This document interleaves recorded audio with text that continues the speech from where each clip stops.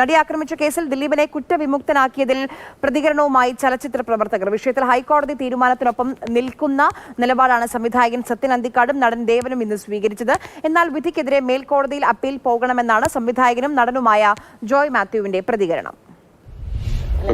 ദിലീപ് തെറ്റുകാരനല്ല എന്ന് കോടതി പറഞ്ഞിട്ടുണ്ടെങ്കിൽ അത് കോടതിയുടെ ബോധ്യം, കോടതിയുടെ അറിവാണ്. എനിക്ക് കോടതിയിൽ വിശ്വാസമുണ്ട്, കോടതിയിലെ ബഹുമാനമുണ്ട്. അപ്പം അതിന് മറിച്ച അഭിപ്രായമുള്ള ആൾക്കാർ മറ്റ് നിയമ നടപടികളിലേക്ക് പോട്ടെ. ഞാൻ കോടതിയോടൊപ്പമാണ്. അതല്ലേ നമുക്ക് പറയാൻ പറ്റുള്ളൂ.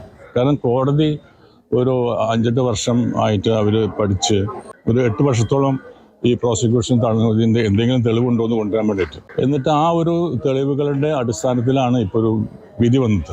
കോടതി വിധിയിൽ പലപ്പോഴും പല വിധികളിലും നമുക്ക് നിരാശയുണ്ടാവും, നമുക്ക് സന്തോഷമുണ്ടാവും.